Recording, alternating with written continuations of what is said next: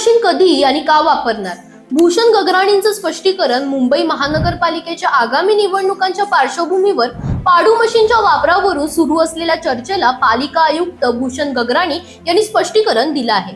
गगराणी यांनी स्पष्ट केलं की मुंबईमध्ये पाडू मशीनचा सरसकट वापर केला जाणार नाही. हे मशीन फक्त अपवादात्मक परिस्थितीतच वापरलं जाईल.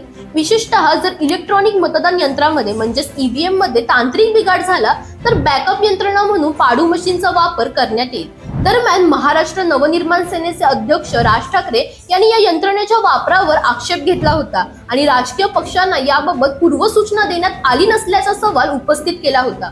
उद्धव ठाकरे यांनीही या संदर्भात पालिकेला पत्र पाठवलं होतं. यावर उत्तर देताना भूषण गगराणी म्हणाले की पालिकेच्या वतीने याआधी झालेल्या पत्रकार परिषदेत पाडू मशीनचं संपूर्ण कार्य आणि डेमो दाखवण्यात आलं होतं. हे मशीन बंगळूरच्या BEL कंपनीने विकसित केलेलं प्रिंटिंग ऑक्झिलरी डिस्प्ले युनिट पाडू आहे आणि मतमोजणीच्या वेळी केवळ अतिरिक्त मदत म्हणून याचा वापर केला जाणार आहे.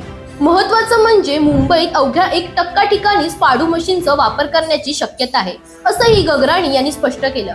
म्हणजेच पाडू मशीन ही पर्यायी व्यवस्था असून निवडणूक प्रक्रियेत कोणताही बदल किंवा हस्तक्षेप करण्याचा उद्देश नाही, असं पालिका प्रशासनाचं म्हणणं आहे. दरम्यान तुम्हाला अशाच पॉलिटिक्स रिलेटेड अपडेट्स हव्या असतील तर इंडिया लीडरला फॉलो करायला विसरू नका.